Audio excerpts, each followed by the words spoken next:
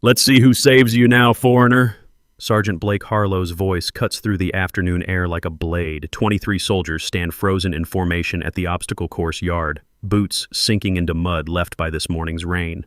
The patch, a small rectangle of fabric bearing a national flag, arcs through the air in slow motion before landing face down in a puddle.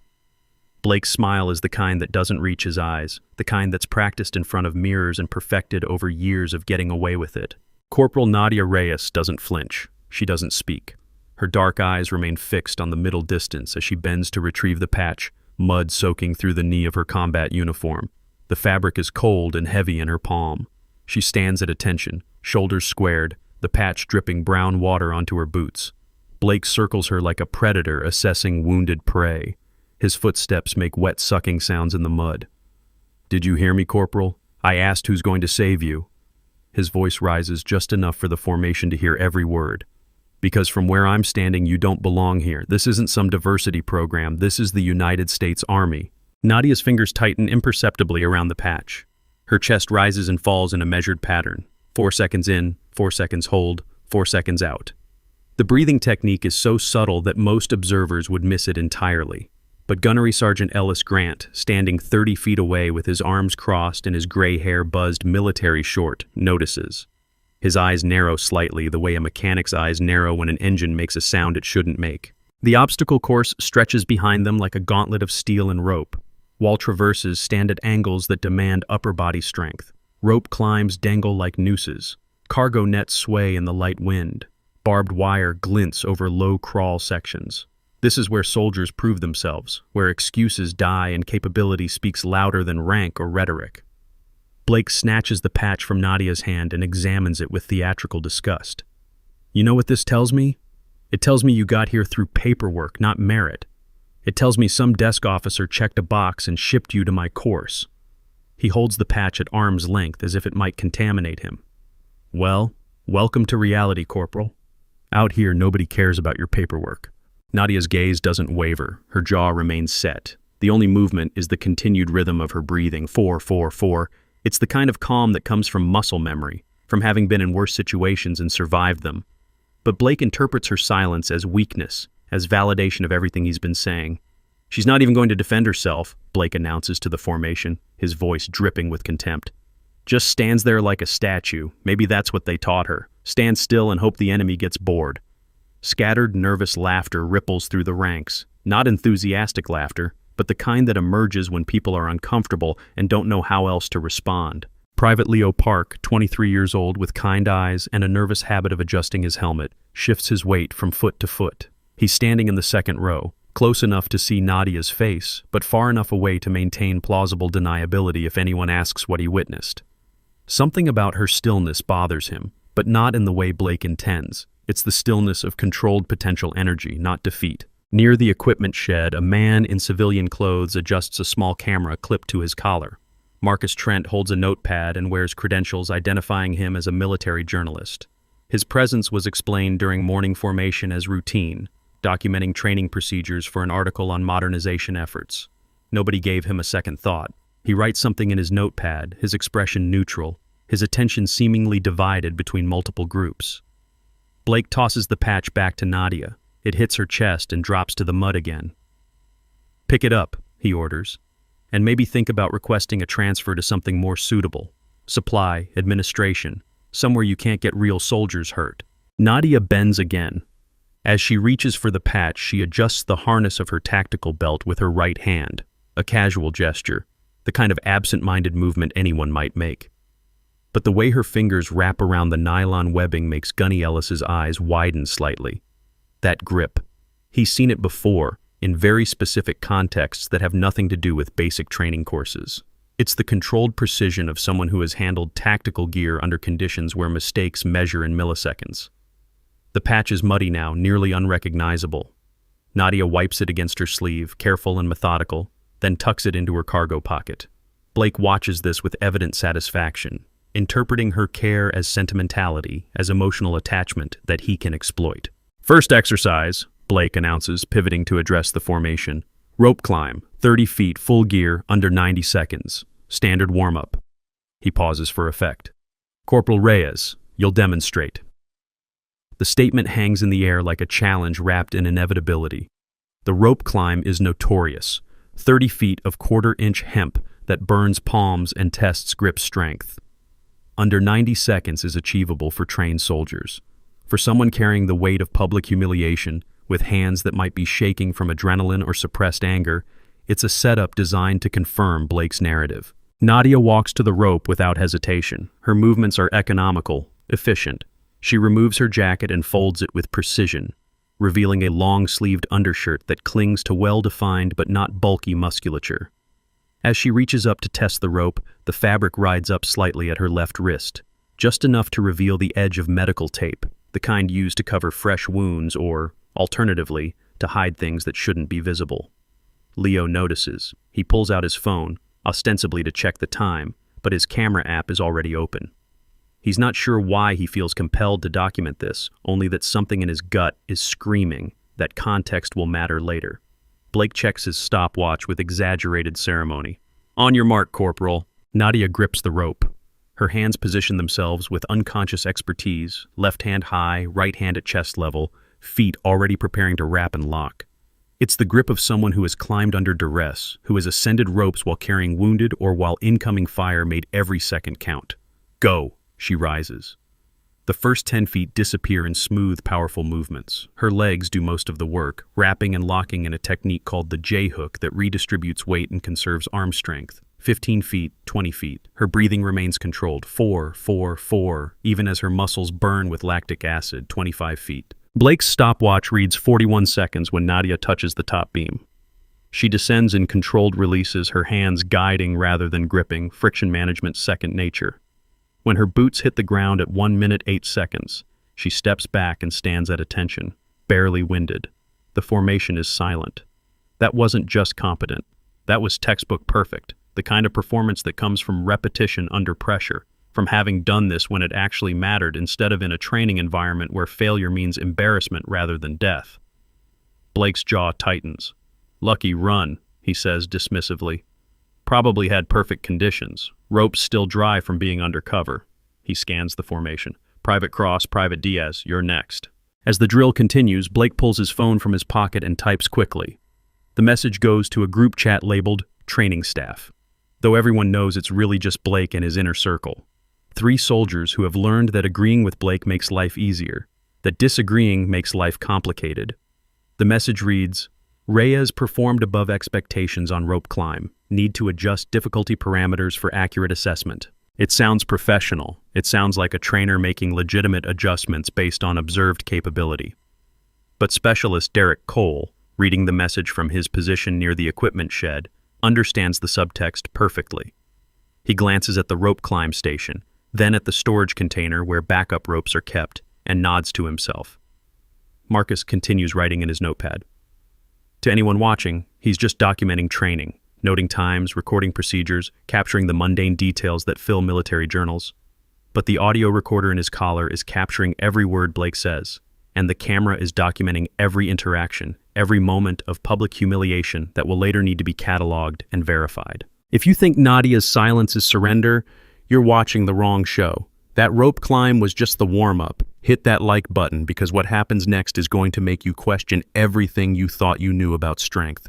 The formation rotates through exercises for 90 minutes, wall traverses where soldiers must move laterally across vertical surfaces using only small handholds, low crawls under barbed wire where mud and exhaustion conspire to make every foot forward feel like a mile. Cargo net climbs that test coordination under fatigue. Nadia completes each task with mechanical efficiency, never first, never last, always precisely in the middle of the pack where competence doesn't attract attention. But small details accumulate like evidence at a crime scene. When she laces her boots before the low crawl, she ties them in a specific pattern. 2 loops with reinforced knots at the ankle that Leo recognizes from an airborne training manual he studied last year. When she adjusts her knee pads, the way she checks the strap tension is oddly methodical. The kind of check someone does when they know equipment failure could mean more than just a scraped knee. And when Blake walks past her during a water break, she tracks him with peripheral vision while keeping her head straight ahead. The subtle awareness of someone who has learned to monitor threats without appearing to do so. Gunny Ellis moves closer to Leo during the next rotation. Park, he says quietly, his voice gravelly from decades of shouting commands across parade grounds. You notice anything unusual about Corporal Reyes? Leo hesitates, unsure if this is a trap. Gunny Ellis has a reputation for being fair, but also for being intensely loyal to the chain of command. Sir, I don't want to speak out of turn. I'm not asking you to speak out of turn. I'm asking you to use your eyes. Gunny Ellis nods toward Nadia, who is standing at ease near the cargo nets. That stance, the way she distributes weight. I've seen it before, but not in basic training. Where, sir? Gunny Ellis doesn't answer immediately. His eyes have gone distant, memory pulling him somewhere else. Overseas, he finally says. In places where standing the wrong way got you killed, he refocuses on Leo. Keep your observations to yourself for now, but keep observing. The afternoon sun begins its descent toward the horizon, casting long shadows across the obstacle course. Fatigue is setting in, soldiers move slower, responses lag, mistakes multiply. This is when accidents happen, when equipment failures compound with human error to create situations that spiral out of control. Blake calls the formation back together.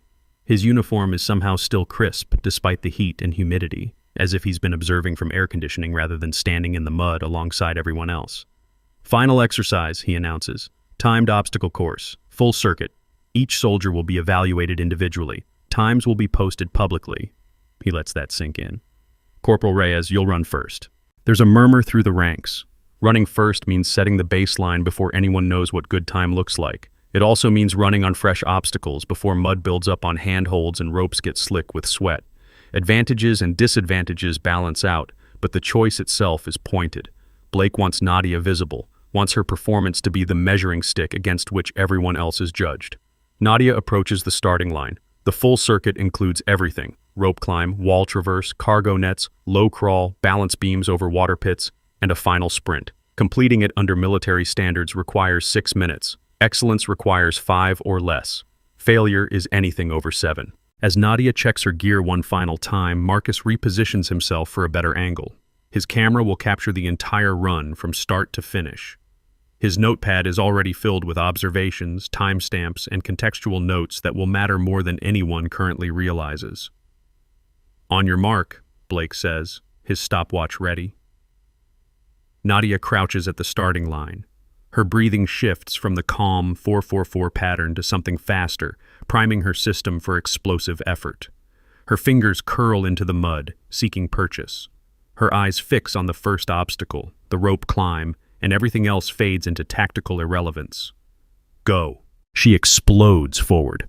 The rope is in her hands within 3 seconds, and she's ascending before most observers have finished processing the start command. 12 seconds to the top, 18 seconds back down. She hits the ground and transitions immediately to the wall traverse, mud flying from her boots. The traverse requires moving 15 feet laterally across a vertical wall using only fingertip holds. Nadia attacks it with controlled aggression, her movements precise but fast, weight shifting from hold to hold with minimal wasted motion. 31 seconds elapsed when she drops from the final hold and sprints to the cargo nets. Cargo nets are deceptive. They look easier than rope climbs because they provide multiple points of contact, but the flexibility of the net means that every movement creates instability. Soldiers who rush make the net swing, wasting energy fighting momentum. Nadia climbs steadily, maintaining 3 points of contact at all times, reaching the top in 19 seconds and descending in 14, 1 minute 4 seconds. She's ahead of pace for excellence by 16 seconds. The low crawl is where many soldiers lose time. 30 yards under barbed wire strung 18 inches above mud. Going fast risks cutting yourself on the wire. Going too slow burns time and energy.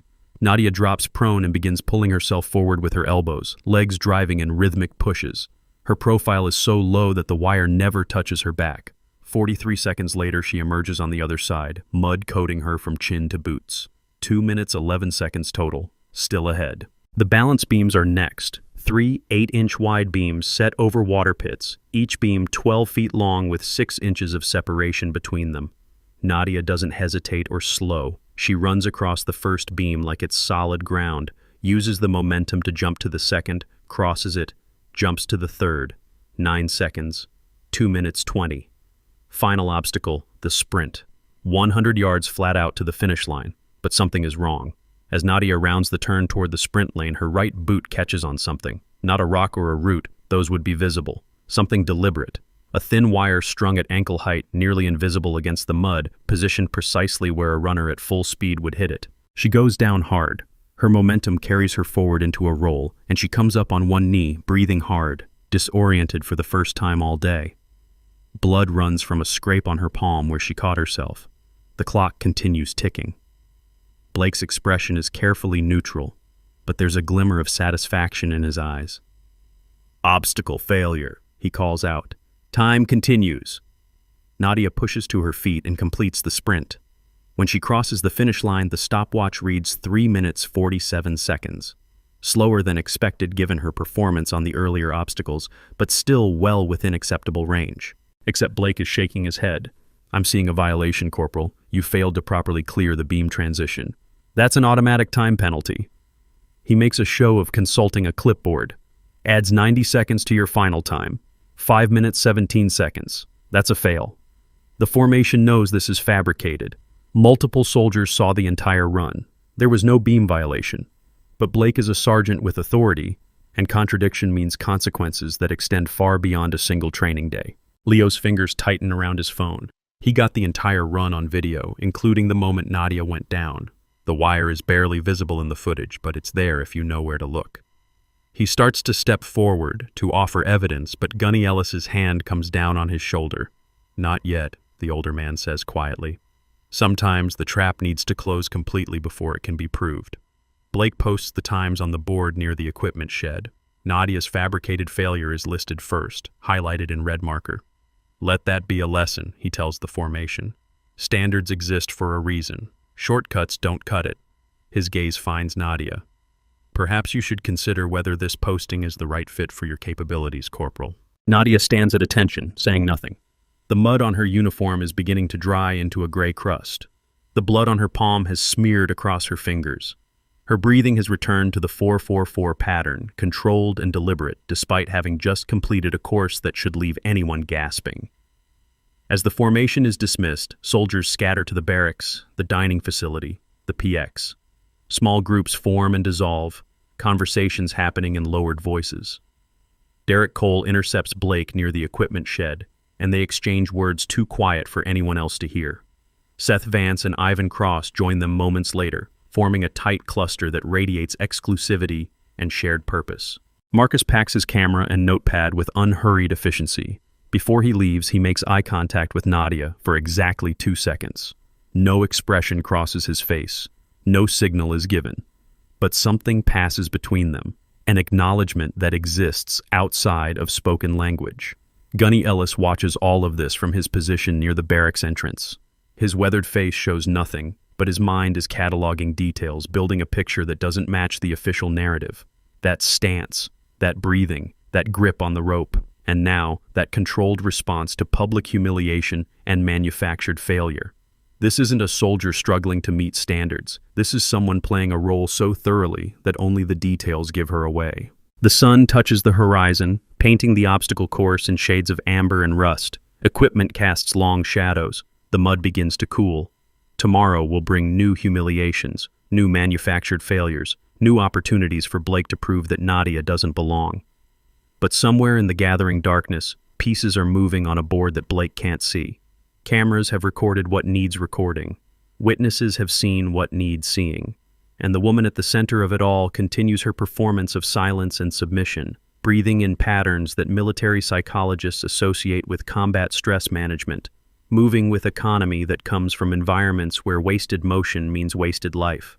The next day arrives with gray skies promising rain that never quite materializes. Morning formation happens at 6:30, soldiers arranged in precise rows while the national anthem plays from speakers mounted on the barracks.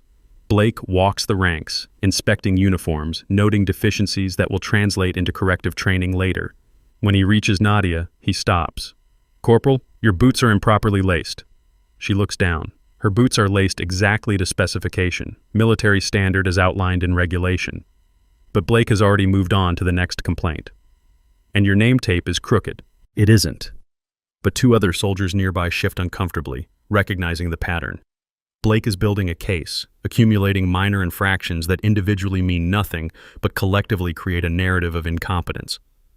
After formation, the unit moves to the dining facility. The DFAC is crowded, soldiers filling trays with scrambled eggs and toast and institutional coffee that tastes like it was brewed yesterday and reheated today.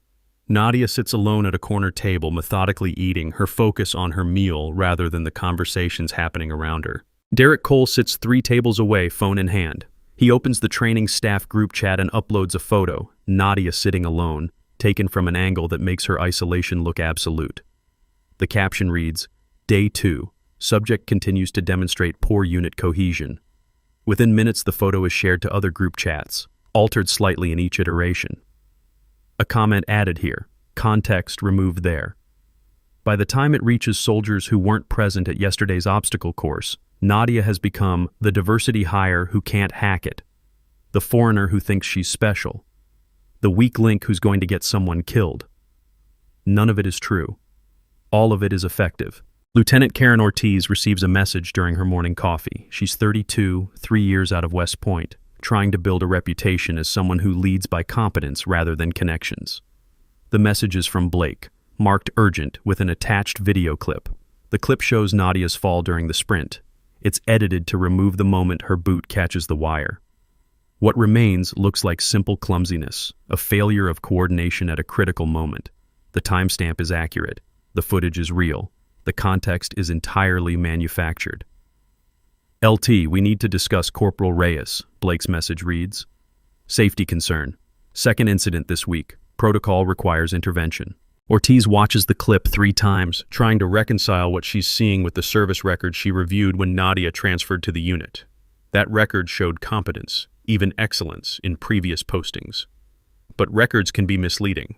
Politics can influence evaluations.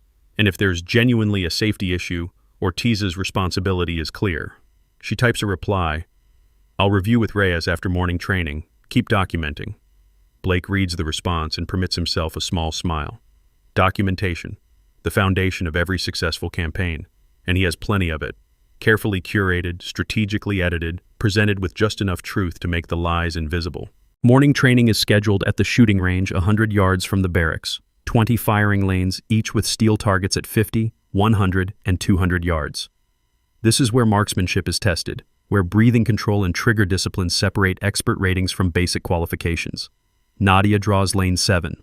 She signs out an M4 carbine from the armory, conducts a functions check with practiced efficiency, and loads magazines with 30 rounds each.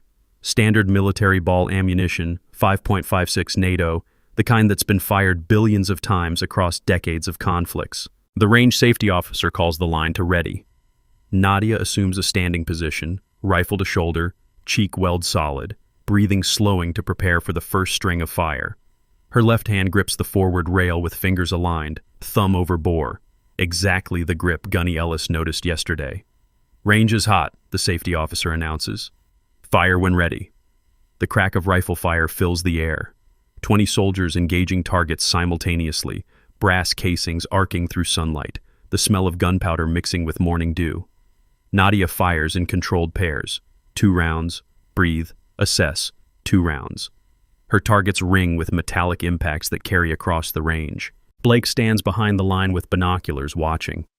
He's looking for mistakes, for violations he can document, for evidence that Nadia doesn't belong near weapons. But her performance is frustratingly competent. Every round finds steel, her transitions between targets are smooth, her weapon handling is textbook.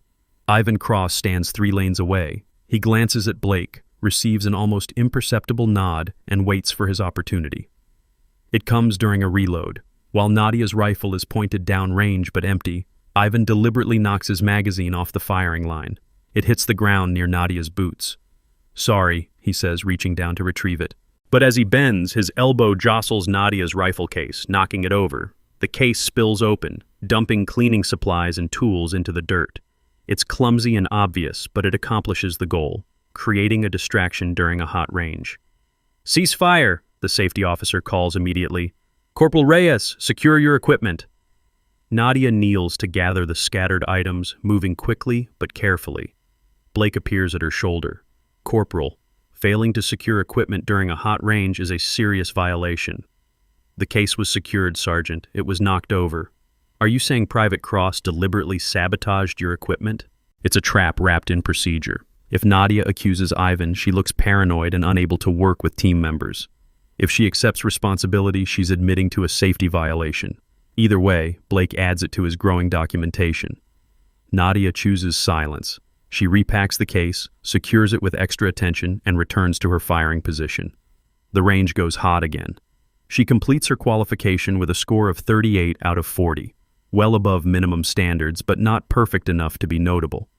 Think Blake's just picking on someone randomly? Think again.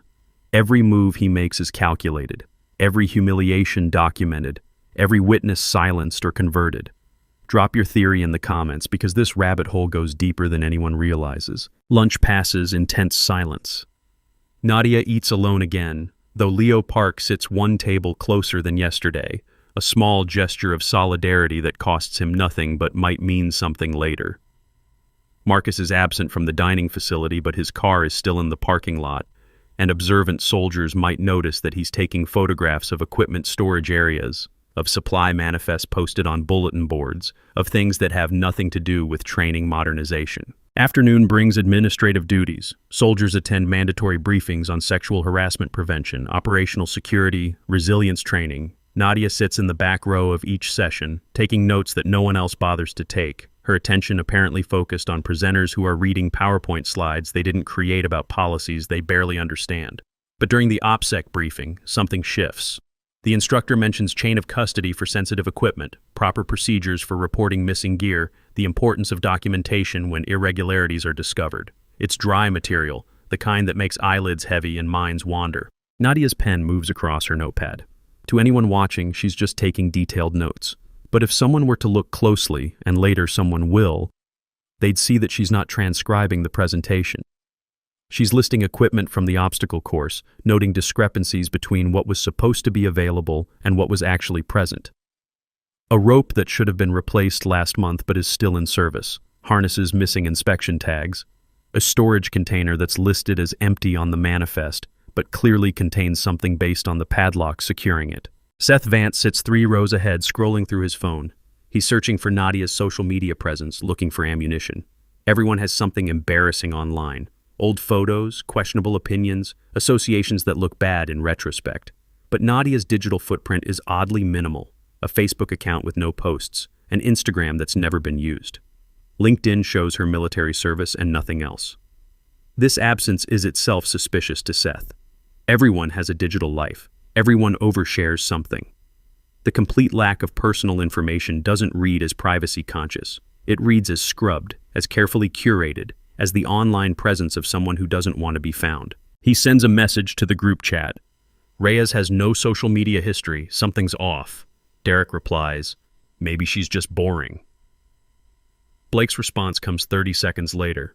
Or maybe she's hiding something. Keep digging. The briefings end at 1600 hours. Soldiers disperse to personal time, the gym, the barracks, the PX, anywhere that isn't mandatory formation. Nadia walks to the base library, a small building near the chapel that most soldiers forget exists. She checks out a technical manual on equipment maintenance and sits in a corner reading, her back to the wall, positioned where she can see both entrances. Gunny Ellis finds her there an hour later. He pulls a chair across from her but doesn't sit immediately, asking permission through gesture. She nods once. You read a lot, Corporal? His tone is conversational, the question genuine rather than interrogative. When I have time, Gunnery Sergeant. That's a pretty dry manual for pleasure reading. I like to stay current on procedures. Ellis finally sits. He's quiet for a long moment, studying her the way a jeweler studies a stone, looking for flaws or authenticity. I noticed something yesterday, he says eventually. The way you tie your boots. That's airborne standard, isn't it? I've had various training, Gunnery Sergeant. I'm sure you have. He leans back, his gaze drifting to the manual she's reading. Equipment maintenance procedures. Specifically, documentation requirements for gear that goes missing or gets damaged. He meets her eyes. Interesting choice. Nadia doesn't respond. She simply returns to reading. But there's an awareness in her posture now, a recognition that Ellis sees more than most. I've been in this army 28 years, Ellis continues. Deployed 6 times. saw things that don't make it into official reports, met people who weren't exactly what their uniforms said they were. He stands, preparing to leave. You remind me of some of those people, Corporal, the way you move, the way you breathe, the way you let things happen without fighting back. Is there something you need to tell me, Gunnery Sergeant? No, just an observation. He pauses at the door. But here's another observation. Sometimes people who look weak are actually the most dangerous ones in the room. Sometimes silence is the loudest weapon. He tips his head slightly. You have a good evening, Corporal Reyes. After he leaves, Nadia continues reading for another 30 minutes.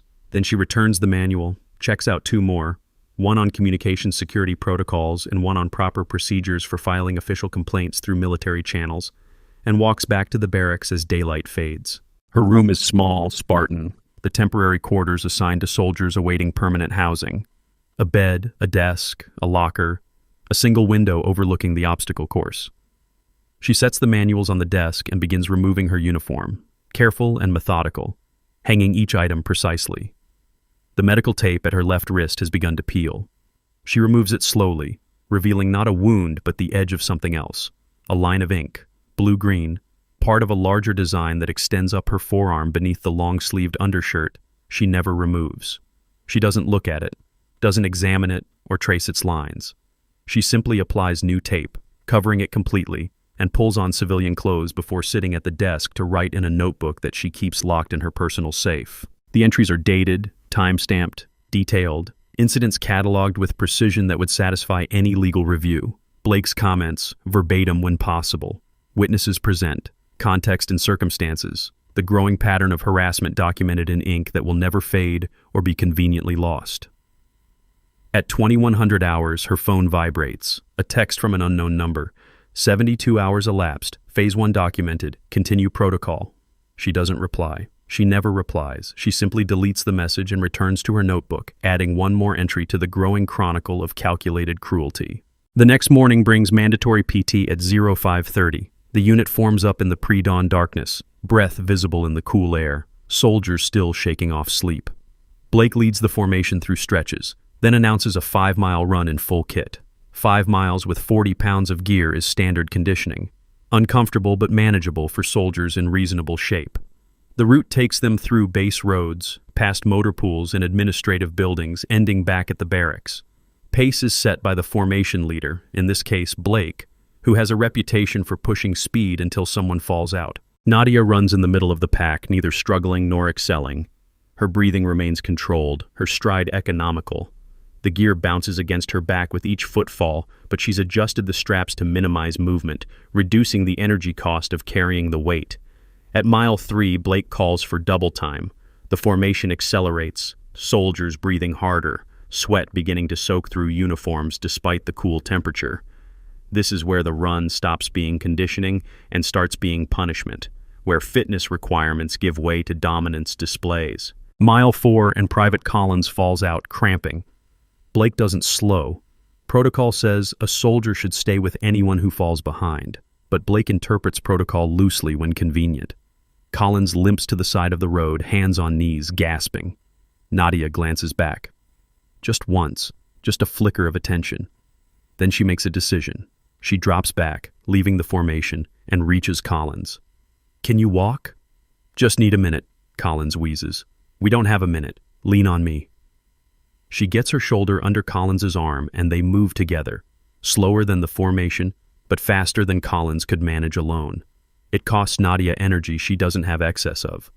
It means arriving back at the barracks after everyone else. It guarantees Blake's attention. They reach the finish line 4 minutes after the formation. Blake is waiting, stopwatch prominent, expression carefully neutral. Corporal Reyes, you fell out. Negative, Sergeant. I stayed with Private Collins per buddy team protocol. Private Collins fell out. You were not assigned as his buddy for this exercise. The manual specifies that any soldier... I know what the manual says, Corporal.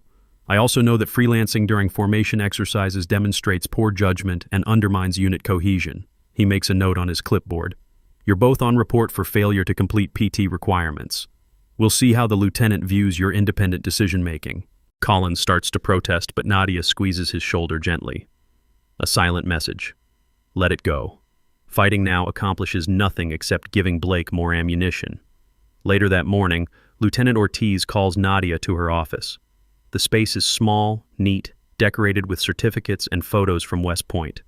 Ortiz sits behind her desk. Nadia stands at attention in front of it, the power dynamic reinforced by furniture and formality. Corporal Reyes, I've received multiple reports about your performance over the past 72 hours. Ortiz's tone is professional, but there's uncertainty underneath. She wants to be fair, but she also wants to trust her NCOs, and Blake has seniority and experience that Nadia lacks. Sergeant Harlow has documented concerns about your ability to meet training standards, safety violations, failure to complete PT, poor equipment discipline. Nadia says nothing. Her gaze is fixed on the wall behind Ortiz, her posture perfect, her silence absolute. Do you have anything to say in your defense? No, ma'am. Ortiz frowns. She expected explanation, justification, the kind of back and forth that would help her determine truth. But Nadia's refusal to engage makes the situation more difficult, not less. I'm placing you on administrative review pending further evaluation. You're restricted from participating in official obstacle course qualifications until we can verify your capabilities through alternative assessment. Understood, ma'am. That means you're off the roster for next week's certification trials. I know you just transferred here, and I know this isn't the start you wanted, but safety has to come first. Yes, ma'am. Ortiz dismisses her, feeling simultaneously like she's done the right thing and made a terrible mistake. The cognitive dissonance settles in her stomach like bad food, uncomfortable and persistent. Outside the office, Blake is waiting. Not obviously. He's 30 feet away, talking to Derek about something unrelated, but his attention is focused on Nadia's door. When she emerges, his eyes track her movement across the hallway and out of the building. Derek follows his gaze. Think she'll quit? Doesn't matter if she quits or gets discharged. Either way, problem solved. Blake checks his watch. Make sure word spreads about her restriction. I want everyone to know she's not qualified for certification. Copy that. The news moves through the unit like electricity through water. By lunch, everyone knows Corporal Reyes is off the certification roster. Interpretations vary. Some soldiers think it's unfair, others think it's necessary. Most just accept it as the reality of military hierarchy where NCOs hold most of the power and junior enlisted have limited recourse. Nadia spends the afternoon on administrative tasks, organizing supply rooms, updating inventory spreadsheets, the mind-numbing work that keeps units functioning but earns no recognition or advancement. She performs each task with the same methodical precision she applies to everything else, making no complaints, requesting no assistance. Marcus appears in the supply room at 1400 hours, notebook in hand. Corporal Reyes, I'm doing a follow-up piece on training procedures. Mind if I ask a few questions? She glances up from the inventory list. I'm not authorized to speak to media without clearance from public affairs, sir. Of course. I already have clearance from your command. Just general questions about equipment maintenance procedures. He moves closer, his voice dropping slightly. For instance, I've noticed some discrepancies in your unit's gear accountability. Items listed as present that don't appear to be in the locations specified. Nadia's pen pauses for half a second. It's such a small tell that anyone not watching specifically for it would miss it entirely. I wouldn't know about that, sir. I'm new to the unit. Right, new to the unit. Marcus writes something in his notebook. But you've been doing inventory work. Surely you've noticed if equipment is missing or incorrectly documented. Any concerns about equipment should be reported through proper channels, sir. Of course. He closes his notebook. One more thing. I noticed you have medical tape on your wrist. Training injury? Just prevention, sir. Old injury that acts up sometimes. I see. Marcus studies her for a long moment. His expression reveals nothing, but something passes between them again. That wordless acknowledgement that they're both playing roles in a performance with an audience that doesn't yet know it's watching. Well, thanks for your time, Corporal. Good luck with your review. After he leaves, Nadia returns to inventory work, but her hand drifts unconsciously to the tape at her wrist, pressing it down to ensure complete coverage. Whatever is hidden there remains hidden, at least for now. Evening formation happens at 1700 hours. The unit stands at attention while Blake reads announcements about upcoming training schedules, policy changes, administrative requirements. At the end, he adds one more item. Corporal Reyes has been placed on administrative review and is restricted from certification trials pending evaluation. This decision was made in the interest of unit safety and reflects concerns about her ability to meet operational standards. He lets the words hang in the air. official, and damning. That is all. Dismissed. The formation breaks. Soldiers disperse in clusters, conversations starting immediately. Nadia walks alone to the barracks, but Leo Park catches up to her before she reaches the door. "Corporal, I wanted to say..." He hesitates, choosing words carefully. "I think what happened isn't right. I saw the run yesterday. You helped Collins when you didn't have to. That took guts." "Thank you, Private. I also saw the obstacle course, the wire. I got it on video if you need it." Nadia stops walking. She turns to face Leo fully, and for the first time, something shifts in her expression. Not gratitude exactly. More like recognition that an asset has declared itself. "I appreciate that, Private Park. Hold on to that video, but don't show it to anyone without proper authorization." "Who would authorize it?" "You'll know when the time comes." She continues into the barracks, leaving Leo standing in the gathering dusk with his phone in his pocket and questions multiplying in his mind. Inside, Nadia checks her messages. Another text from the unknown number. "Phase 1 complete.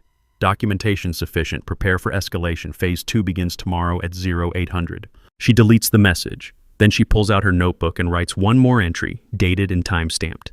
Day 3. Restriction implemented. Blake's confidence is high, all pieces moving as predicted. Ready for next phase. The handwriting is steady, the breathing is controlled, and somewhere in the background pieces continue moving on a board that Blake can't see, setting up an endgame he doesn't know he's playing. Night settles over the base. Lights glow in barracks windows. Soldiers relax, decompress, prepare for tomorrow.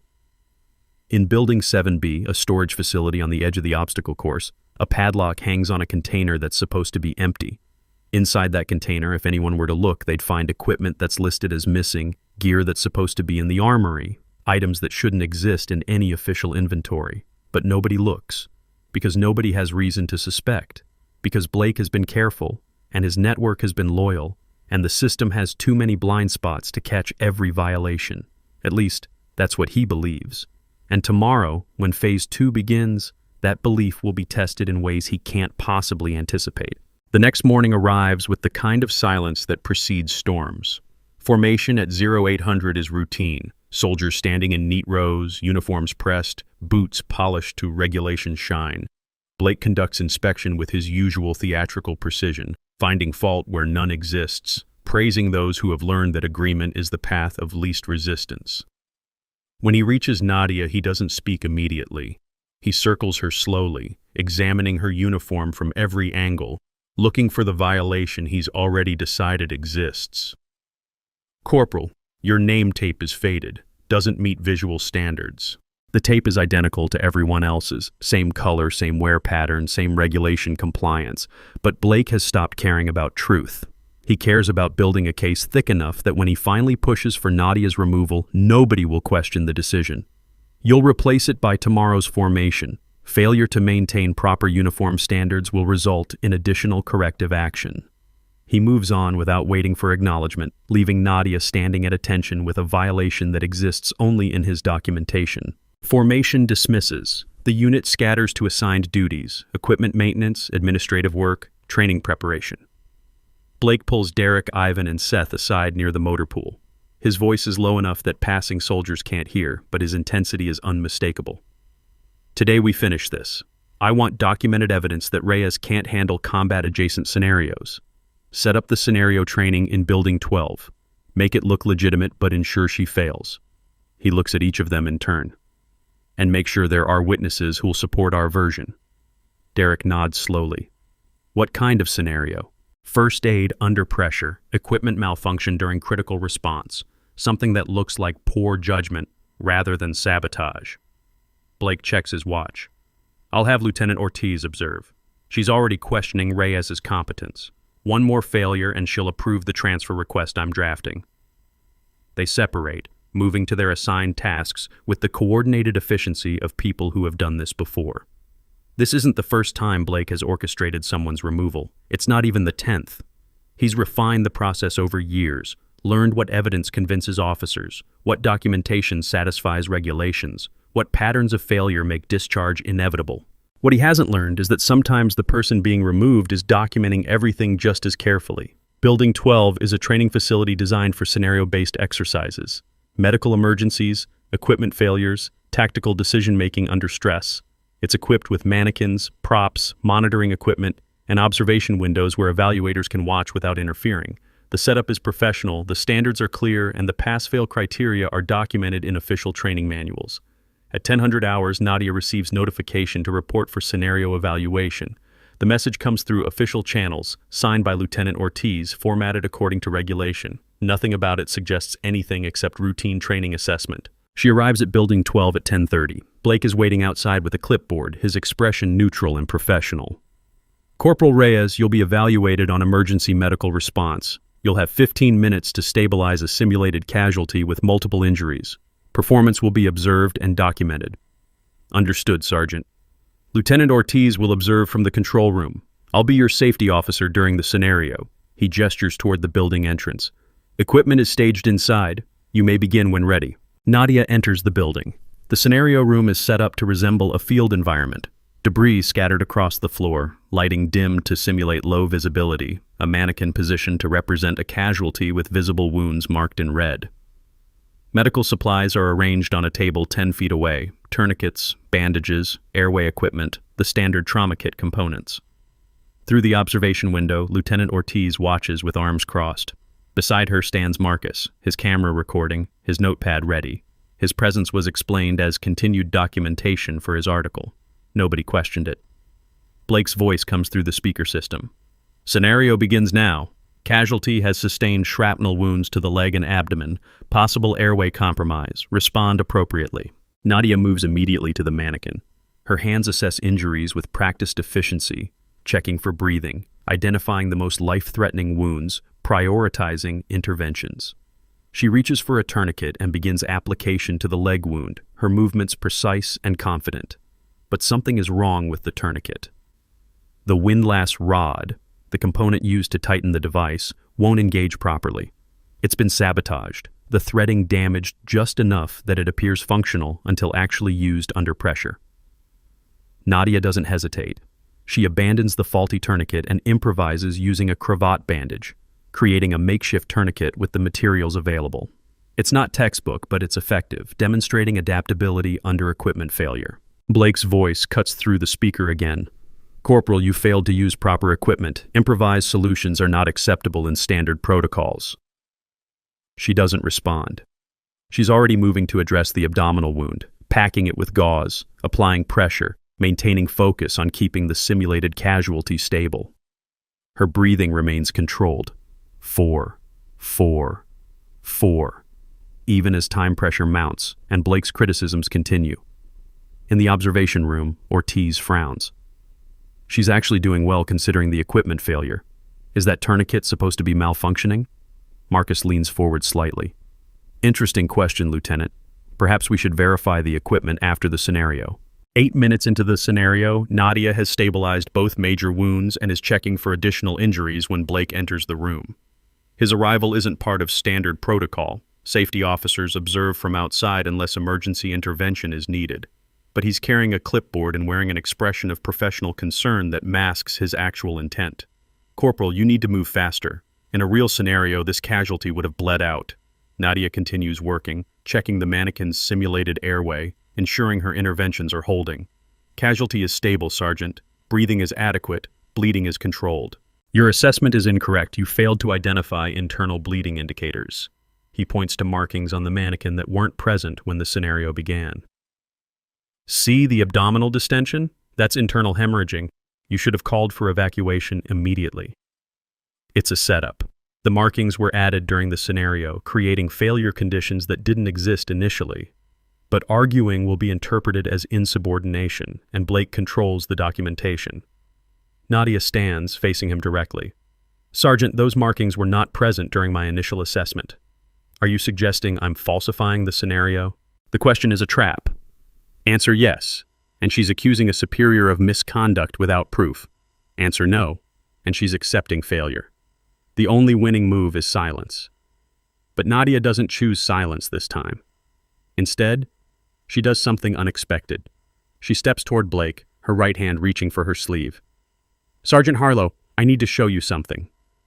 Corporal, this scenario is still in progress. The scenario can wait. Her voice is calm but carries an edge that wasn't there before. Because what I'm about to show you changes the context of everything that's happened over the past 72 hours. Blake's expression shifts from professional disapproval to genuine confusion. This isn't in his script. Nadia is supposed to be compliant, defeated, ready to accept whatever consequence he assigns. This resistance, this confidence, is unexpected. She pulls back her left sleeve. The medical tape is gone, removed before she entered the building. What's revealed makes Blake take an involuntary step backward. The tattoo covers most of her forearm, an oriental dragon rendered in blue and green ink, coiled around a sword pointing upward. The detail is extraordinary, the artistry obvious, but it's the text beneath the design that makes the room go silent. DF-01. The designation is small, precise, military in style. It means nothing to Blake. It means everything to the people watching from the observation room. Lieutenant Ortiz's face goes pale. She knows that designation. Every commissioned officer who's received certain security briefings knows it. Marcus's camera captures every detail, the footage time-stamped and geotagged, preserving this moment for analysis that will happen later in rooms with restricted access. "What is that supposed to be?" Blake demands, but his voice has lost its certainty. "Some kind of fake ink? Anyone can get a tattoo, Corporal." "You're right, Sergeant. Anyone can get a tattoo." Nadia's tone remains calm. "But not anyone can get this tattoo." The door to the observation room opens. Marcus steps out, his credentials visible on his lanyard, but they're not media credentials anymore. The badge he's holding is different, gold and official, with text that reads, "Criminal Investigation Command." "Sergeant Blake Harlow," Marcus says, his voice carrying the weight of federal authority. "I'm Agent Marcus Trent, CID. The tattoo you're looking at belongs to Corporal Nadia Reyes, designated Asset DF-01 of Dragonfly Task Force, a joint strike anti-corruption unit operating under NATO liaison protocols." The words hit Blake like physical blows. His face cycles through confusion, disbelief, and the first stirrings of genuine fear. "That's impossible. She's just a transfer." "She's an undercover investigator." Marcus pulls out a tablet, activating the screen.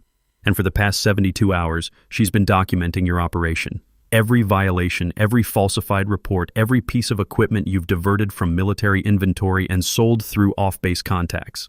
He turns the tablet to show Blake the screen. It's filled with photographs, timestamps, documented transactions. Building 7B appears prominently, the supposedly empty container revealed in images that show optical equipment, night vision devices, tactical gear, all listed as missing in official records, all present in Blake's private storage. "That's not... Blake's composure is fracturing. "You can't prove I had anything to do with that." "Actually, we can." Marcus swipes to another screen. "We have your communications with off-base buyers. We have financial records showing deposits that don't match your official salary. We have testimony from Private Ivan Cross, who agreed to cooperate about 40 minutes ago after we showed him the consequences of federal charges for theft of military property." Blake's gaze snaps to the observation window where Ivan stands next to Lieutenant Ortiz, looking like he'd rather be anywhere else. The betrayal registers on Blake's face, the realization that his network is collapsing, that loyalty purchased through intimidation evaporates when federal prison becomes the alternative. And then there's this. Marcus plays video footage captured by Leo Park, the obstacle course run, showing clearly the wire that caused Nadia's fall, footage that Blake thought didn't exist. Attempted assault on a federal agent conducting an investigation, that's a separate felony. The room has gone completely silent. Nadia remains standing with her sleeve pulled back, the dragon and sword visible, the designation undeniable. Lieutenant Ortiz enters the scenario room, her expression a mixture of shock and anger. Anger at Blake for corrupting her unit, anger at herself for not seeing it sooner. "Sergeant Harlow, you're relieved of duty effective immediately." Her voice shakes slightly but remains firm. "You will surrender your credentials and remain in this building until military police arrive to escort you to pretrial confinement." "Lieutenant, you don't understand." "I understand perfectly," Ortiz cuts him off. "I understand that I trusted you with training responsibilities, and you used that trust to run a criminal enterprise. I understand that you targeted Corporal Reyes because she was investigating you, and I understand that I nearly let you destroy the career of an agent who was trying to protect this installation." Blake just went from predator to prisoner in under 3 minutes. But here's the thing, he's not the only name on that list. Hit that subscribe button, because Tower 4 doesn't rest until every corrupt link is broken. Military police arrive within 10 minutes. Blake is escorted out in handcuffs, his face a mask of disbelief. The soldiers who witnessed his reign can barely process what they're seeing, the sergeant who seemed untouchable being led away like a common criminal. Derek and Seth are taken into custody for questioning. Their involvement is less than Blake's, but sufficient for charges.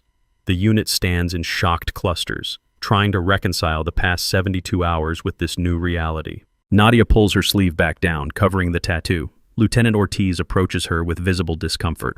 "Corporal, or should I say Agent Reyes, I owe you an apology. I should have investigated the allegations more thoroughly instead of accepting Sergeant Harlow's documentation at face value." "You followed protocol, ma'am. That's what he counted on." "Still." Ortiz extends her hand. "Thank you for your service, and for your patience with this process." They shake. It's formal, brief, carrying the weight of mutual respect earned through difficult circumstances. Gunny Ellis emerges from the crowd that is gathered outside Building 12. He approaches Nadia with a knowing look. "That stance," he says quietly. "That breathing. I knew I'd seen it before." "You have good instincts, Gunnery Sergeant. 28 years teaches you to recognize operators." He nods toward the tattoo, now hidden again. "Dragonfly. Heard rumors about that unit, mostly dismissed them as legend. Legends are useful. They keep people from looking too close." Marcus rejoins them, his camera and notepad put away, his CID credentials displayed openly now. "We need to secure Building 7B and conduct a full inventory. Lieutenant, I'll need access to your unit's equipment records for the past 18 months. You'll have full cooperation, Agent Trent." The next 3 hours are a controlled hurricane of activity. CID personnel arrive with equipment and documentation. Building 7B is opened and photographed from every angle. The container's contents are cataloged, $140,000 worth of missing gear, all traceable through serial numbers to this installation and others in the region. Leo Park approaches Nadia near the equipment shed. "So you were investigating the whole time. That's why you let him—" He stops, recalibrating. "That's brilliant. You let him think he was winning. The best way to catch someone is to let them feel safe enough to make mistakes." She glances at him. "Thank you for keeping that video private. It provided corroboration we needed." "I just knew something wasn't right." He hesitates. "Can I ask, why the tattoo? Why make it so you could be identified?" "Because at some point, the investigation had to transition from observation to action. The tattoo serves as authentication, as proof of authority. Blake needed to understand that his actions weren't just violations of military regulations. They were crimes against a federal investigation." By evening, the immediate crisis has been contained. Blake and his associates are in pre-trial confinement awaiting charges. CID has secured all evidence. Lieutenant Ortiz has issued a statement to the unit explaining the situation in terms that balance operational security with the need for transparency. Nadia sits in the now quiet scenario room, writing in her notebook. Agent Trent joins her, carrying 2 cups of coffee. "Thought you could use this." "Thanks." She accepts the cup. Phase 1 complete. Documentation is solid. Ironclad. Blake's going to spend the next decade in federal prison, minimum. His associates will face lesser charges, but sufficient to make examples. Marcus sits across from her. "You did good work. Took discipline to endure what he put you through without breaking cover." "I wore their contempt like armor," Nadia says quietly. "Every insult was evidence. Every violation was documentation. Strength isn't making noise when people applaud. It's maintaining discipline when nobody's clapping. Dragonfly philosophy? Common sense philosophy." Marcus pulls an envelope from his jacket. "Speaking of Dragonfly, we have Phase 2, 3 names, 72 hours. Tower 4 sends regards." Nadia opens the envelope. Inside are 3 photographs. Senior officers, their faces familiar from command briefings and official ceremonies. One is Colonel James Miller, the officer who approved her transfer to this installation. The connection makes her pause. "Miller signed off on equipment transfers that should have raised red flags," Marcus explains. "Either he's incompetent or complicit. We need to determine which." "What's the operational approach?" "Similar to Phase 1. You'll maintain your cover as Corporal Reyes recently vindicated. You'll be assigned to Base Logistics, which gives you access to supply chain documentation. We believe Miller has been approving irregular transfers to civilian contractors who then resell to foreign buyers. Nadia studies the photographs. Timeline? 72 hours to establish probable cause. If we find evidence, we move to arrest. If not, we withdraw and reassess. Marcus finishes his coffee. You've earned a break if you need one. This assignment is voluntary. I'll take it. I thought you might. He stands. Report to Base Logistics at 0700 tomorrow. Your cover story is administrative reassignment following the investigation. Everyone will assume you're being rewarded with easier duty. After Marcus leaves, Nadia remains in the scenario room. The mannequin is still positioned where she left it, the improvised tourniquet visible on its leg, evidence of adaptation under manufactured adversity. She considers the metaphor. Sometimes the equipment you're given is designed to fail, and survival means improvising with whatever remains. Her phone vibrates. Another message from the unknown number. Congratulations on Phase 1 completion. Your service continues to honor the mission. Tower 4 operational. She deletes it, then she adds one final entry to her notebook for this phase. Day 4, Blake neutralized, network disrupted, equipment recovered, immediate threat eliminated, proceeding to next objective. Justice isn't loud, it's patient. The next morning, the unit forms up at 0600. Lieutenant Ortiz addresses them with unusual gravity. Over the past 72 hours, this unit has been part of a federal investigation into equipment theft and corruption. Sergeant Blake Harlow and 2 other soldiers have been taken into custody. I know this is shocking and disturbing. I know some of you trusted Sergeant Harlow and feel betrayed. Those feelings are valid. She pauses, letting the words settle. I also want to recognize Corporal Nadia Reyes, who endured significant harassment as part of an undercover investigation. Her courage and professionalism reflect the highest standards of military service. She has been reassigned to Base Logistics, where her skills will better serve our mission. The formation is silent. Soldiers process this information, trying to reconcile the quiet corporal they thought they knew with the federal agent who dismantled a criminal operation. Some look at Nadia with new respect, others with wariness, uncertain what else might not be as it appears. Gunny Ellis starts a slow clap. It's subdued, respectful rather than celebratory, acknowledging achievement without making a spectacle. Others join gradually, the applause building until the entire formation is recognizing Nadia's sacrifice and success.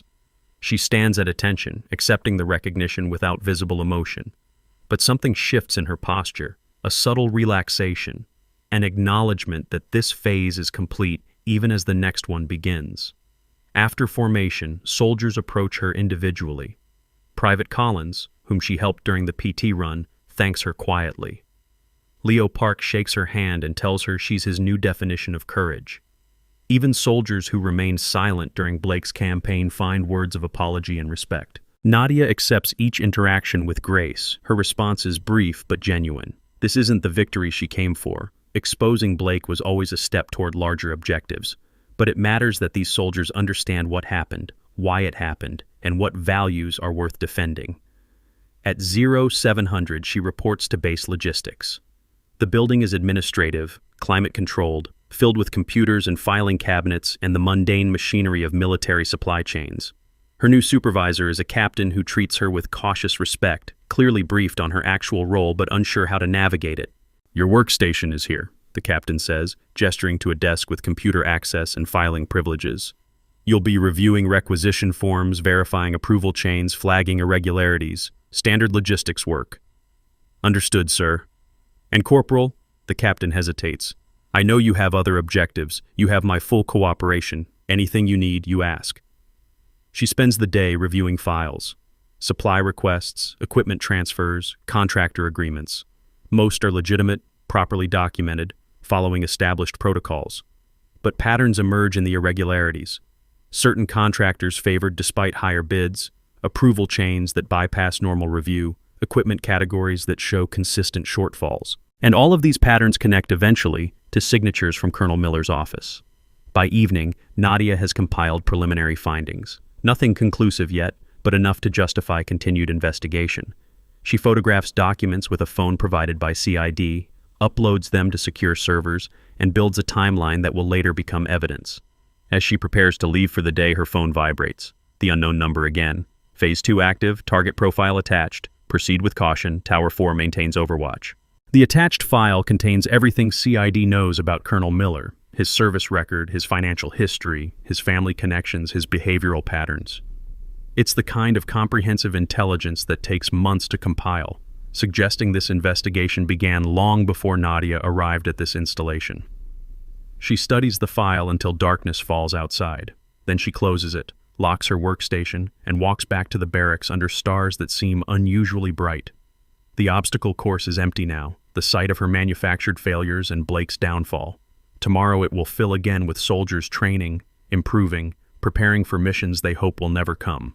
But some missions are already here, playing out in offices and supply rooms and quiet conversations between people who understand that corruption is as dangerous as any external enemy. And Nadia is walking into the next one with the same controlled breathing, the same measured silence, the same patient determination that brought down Blake. In her quarters, she removes the medical tape from her wrist one more time. The dragon and sword catch the light, the DF-01 designation clear and permanent. She traces the lines with one finger, remembering the day she earned this mark, the oath she took, the promise she made to serve even when service meant enduring contempt and humiliation. Then she covers it again, prepares her uniform for tomorrow, and writes one more entry. Phase 2 begins. 3 names. 72 hours. Justice isn't loud, it's patient. And Tower 4 never stops hunting. The camera on her phone blinks once, Marcus monitoring remotely, confirming receipt of today's documentation. Somewhere in a secure facility, analysts are reviewing her findings, building cases that will eventually dismantle networks that span installations and continents. But that's tomorrow's war. Tonight, Nadia sleeps the dreamless sleep of someone who knows her purpose, trusts her training, and believes that patience is the sharpest weapon in any arsenal. The dragon on her arm remains hidden, coiled, and ready, waiting for the moment when silence transforms into action and investigations become justice. Outside, the base settles into nighttime routine. Guard towers maintain watch. Security patrols check perimeters. In a small cell in the confinement facility, Blake sits on a metal bunk, finally understanding that the woman he tried to break was never breakable. She was just bending enough to let him hang himself. And in Building 7B, now sealed and marked as evidence, empty hooks where stolen equipment once hung stand as testament to a simple truth. Sometimes the weakest-looking person in the room is actually the most dangerous. Sometimes silence is the loudest weapon. And sometimes justice wears the uniform of a corporal who let contempt become armor, until the moment came to show everyone what armor protects. The story isn't over. It's simply moved to its next chapter, where new targets await and Tower 4 continues its patient hunt through the shadows of corruption. But for now, for tonight, one victory stands complete. Justice isn't loud, it's patient, and it always, eventually, finds its target. Retry.